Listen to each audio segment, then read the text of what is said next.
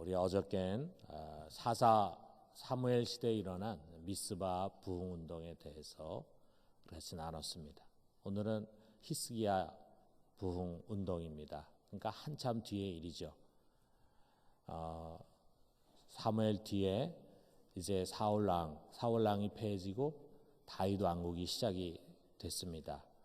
솔로몬 왕까지 이어진 다음에, 솔로몬이 죽은 다음에 그 나라가 둘로 갈라져서 북이스라엘과 남유다 이렇게 나눠졌어요. 근데 북이스라엘의 첫 번째 왕이 여로보암인데, 이 여로보암이 백성들이 절기마다 예루살렘을 가야 되잖아요. 그러면 남유다로 가야 되는데, 그렇게 되면은 그들의 마음이 남유다의 왕 르호보암에게 돌아갈까 봐 예루살렘으로 가지 못하게 합니다. 그래서 그들이 예배할 처소를 만드는데 베델과 단이라는 곳에 송아지 2마리를 세우고, 금송아지 2마리 세우고, 이것이 너희를 애굽에서 이곳으로 인도한 하나님이다, 이렇게 그 앞에 숭배를 하게 합니다. 그리고 절기도 율법에 따르지 않고 자기 마음대로 정하고, 제사장도 레위 사람에게서 나오게 하지 않고 보통 사람에게서 나오게 합니다. 이것을 우리가 여로보암의 죄라고 말하고 있어요. 근데 이스라엘의 열왕들은 전부 이 여로보암의 죄에서 벗어나지 못하고, 이스라엘 국민은 결국 이 죄에서 벗어나지를 못해요. 그래서 점차로 영적으로 침체되고 마지막에는 돌이킬 수 없는 영적 파탄에 이르게 되면서 결국은 북이스라엘은 하나님의 징계를 받고 아수르 제국에 멸망하고 맙니다. 대부분 백성들은 아수르에 의해서 어디론가 끌려가서 결국 역사 속에서 사라지고 맙니다. 그리고 그 이스라엘 땅에 남아있는 유민들은 또 그것으로 유입되어 온 이방인들과 뒤섞이면서 사마리아인이 되고 맙니다. 북이스라엘이 이 아수르에 의해서 멸망될 때가 히스기야 왕이 왕으로 즉위한 지 6년이 되던 해였어요. 그러니까 이게 단순히 북이스라엘에게만 해당되는 것이 아니라 아수르 제국이 북이스라엘 다음에는 이제 남유다를 침공해서 남유다까지 자기의 손아귀에 넣으려고 하는 그런 시기였어요. 그러니까 바로 코 밑에까지 이 아수르의 위협이 다가온 가운데서도 히스기야는 왕이 되면서부터 종교 개혁을 일으켰습니다.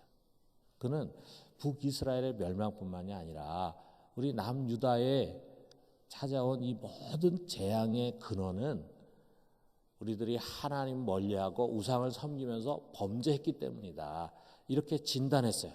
그래서 우선 그는 우상들을, 저녁에 있는 우상들을 발본색원해가지고 아주 뿌리채 다 뽑아버렸습니다.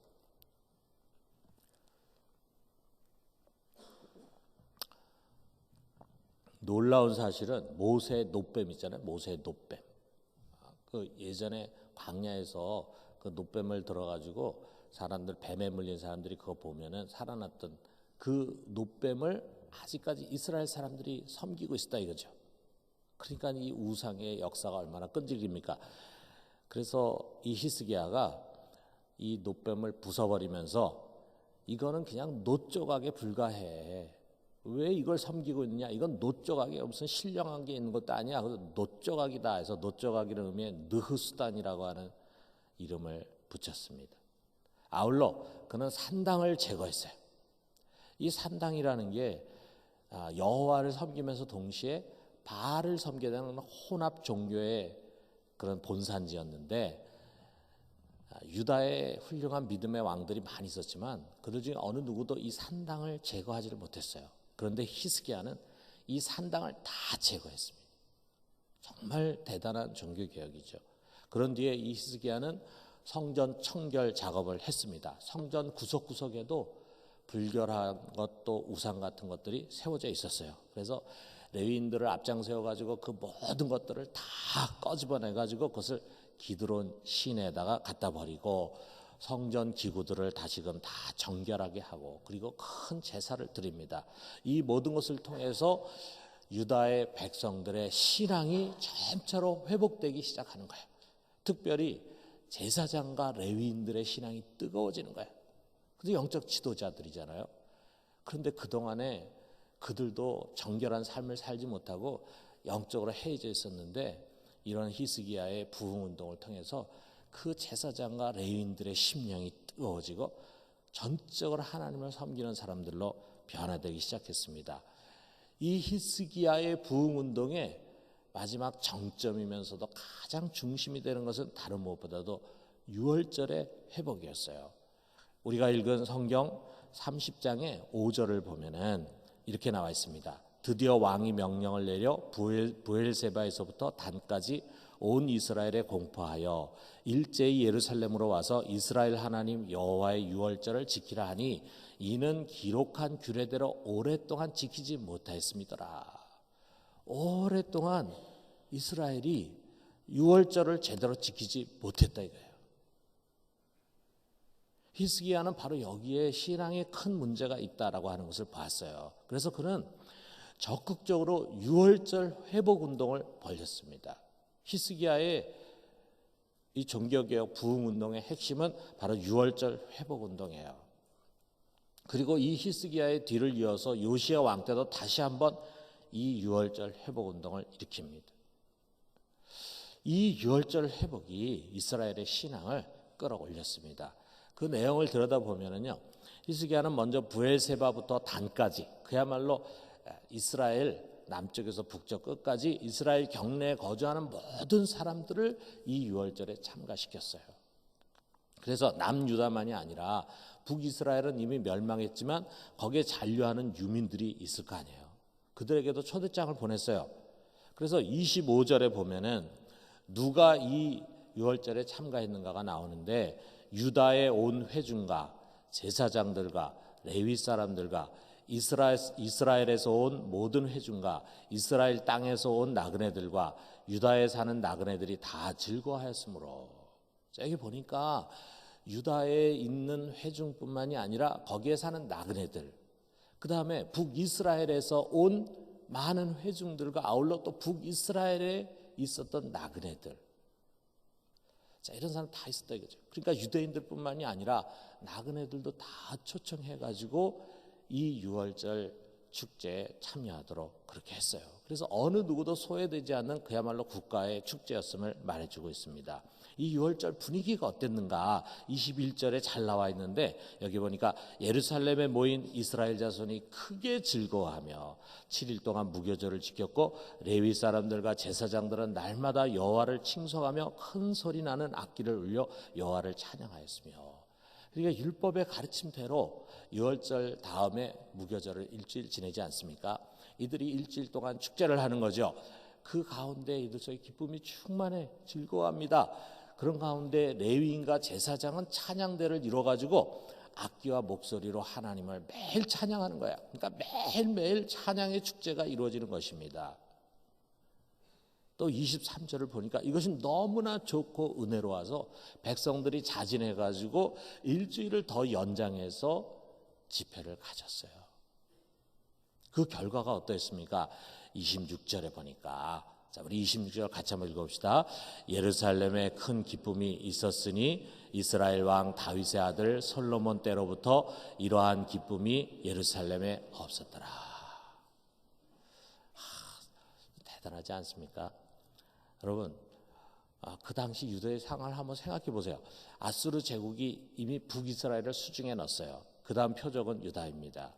눈을 들어서 정치 상황을 보면요, 막 걱정하고 두려워해야 할 일들로 가득 차 있는 상황이에요. 그런데 유다 백성들은 큰 기쁨이 충만해요. 그리고 하나님께 감사해요. 이 기쁨이 다윗 이후로 이스라엘이 결코 누려보지 못한 기쁨이었다 이거죠. 그래서 이 표현이 놀랍지 않습니까? 다윗 제국이 세워진 이후로 이렇게 백성들이 기뻐하고 즐거워했던 적이 없었다는 거예요. 우리가 그 유월절 축제 분위기를 머릿속으로 그릴 수 있지 않습니까? 그리고 아울러 우리 그 다음 절에 보면요, 제사장과 레위 사람들이 백성들을 막 축복하는 거예요. 그들을 축복하고 그러한 축복이 하나님께 상달이 돼서 축복이 고스란히 그들 속에 임하였다 그랬어요. 서로를 축복하고 그리고 서로를 사랑하고, 그래서 사랑과 은혜가 넘치는 그런 모임이 되는 겁니다. 이 모든 것이 다 하나님으로부터 부어진 것입니다. 여러분, 이게 부흥이 아니고 뭐겠어요? 정말 부흥의 우리 최고의 결실은 기쁨이죠. 기쁨.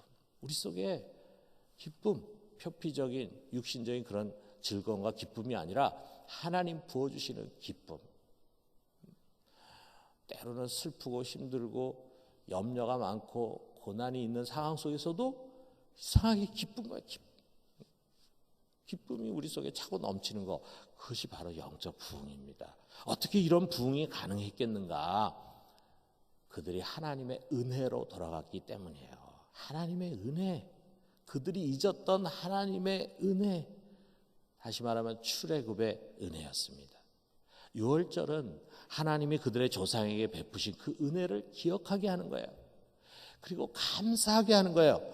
그리고 그 은혜가 여전히 변치 않았음을 확신하게 하는 그런 절기였습니다. 그리고 그 은혜의 확신은 이스라엘 사람들로 하여금 그 어떤 상황에서도 하나님 우리를 도우신다라고 하는 것을 기대하고 신뢰하도록 만드는 거예요.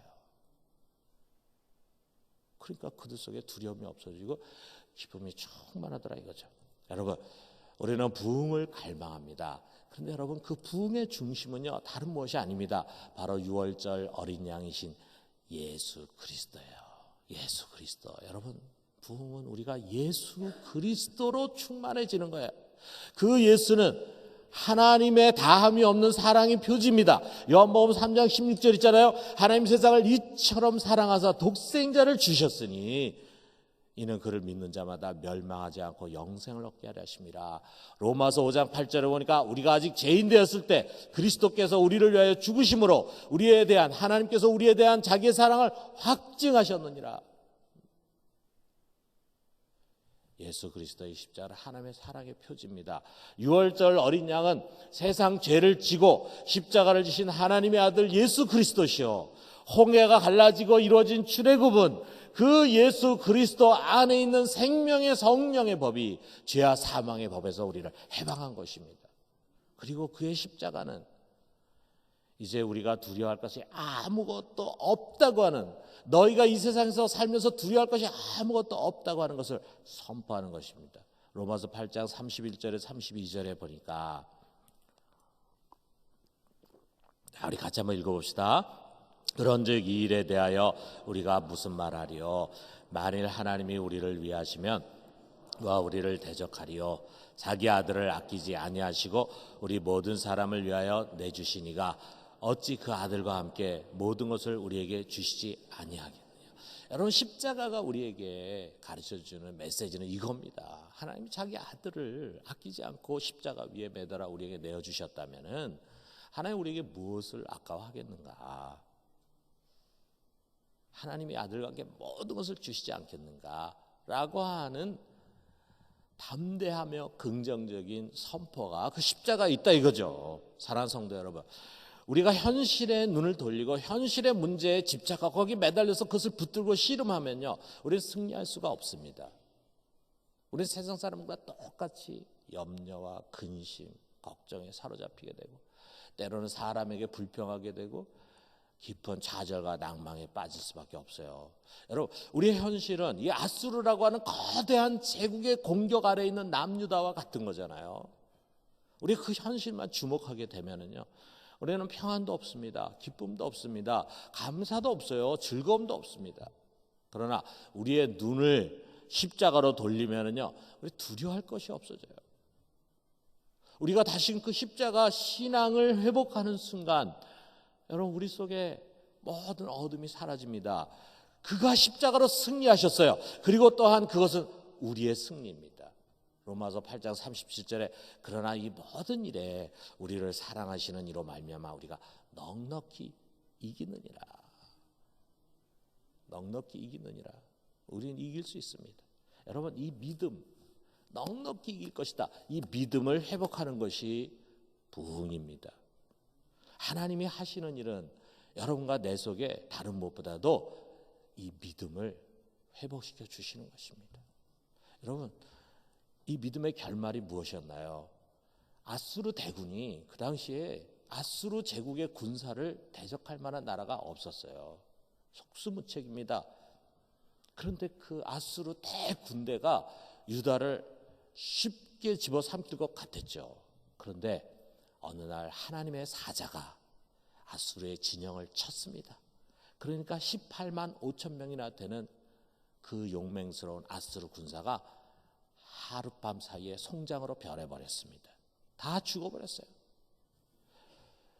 그렇게 큰 소리를 치던 아수르 왕 사네립은 자기 고향으로 돌아가서 살해당하고 말았습니다. 여러분, 이것이 바로 믿음의 현실, 하나님의 현실이에요. 이게 현실입니다. 믿는 자에게는 이런 일이 일어납니다. 여러분, 이스라엘이 유월절로 돌아가서 과거 조상들에게 행하신 하나님의 은혜의 행위를 믿음으로 바라보았을 때 그들 하나님께 감사한 마음을 회복했어요. 그리고 그들의 심령은 기쁨과 축복과 평안으로 가득 찼어요. 하나님을 굳게 신뢰하니까 결국은 모든 나라가 다 패배하고 멸망했지만 그 속에서 그들은 기적을 보고 승리했습니다. 사랑하는 성도 여러분, 우리가 다시 십자가로 돌아갑시다. 십자가로 가까이 나아갑시다. 십자가 신앙, 하나님의 무한한 은혜, 그 사랑에 대한 확신, 그가 끝까지 우리와 함께 하시고 우리를 지키시고 마침내 넉넉히 이기게 하실 것임에 대한 믿음을 우리가 회복해요. 그러므로 여러분, 십자가 은혜이면 전부입니다. 그것으로 하나님 내게 충분히 넘치도록 은혜를 부어주셨습니다. 그 은혜로 만족합시다. 지금 나에게 고난이 있을지라도 삶의 위기가 찾아온다 할지라도 결국 나는 그것을 뛰어넘게 될 것입니다. 이 모든 것이 나를 사랑하셔서 나를 위해 자기 아들을 아낌없이 희생하신 전능하신 우리 하나님의 손안에 있기 때문이에요. 여러분, 하나님의 손안에 있습니다. 그러므로 그분께서 이것을 드라이브해 갈 것입니다. 그러므로 여러분, 감사합시다. 기뻐합시다. 하나님 평강이 우리의 마음을 주장하도록 믿음으로 그분께 우리를 맡깁시다. 이러한 영적 부흥이 다시금 우리들 속에 일어나게 되기를 주님의 이름으로 축원합니다.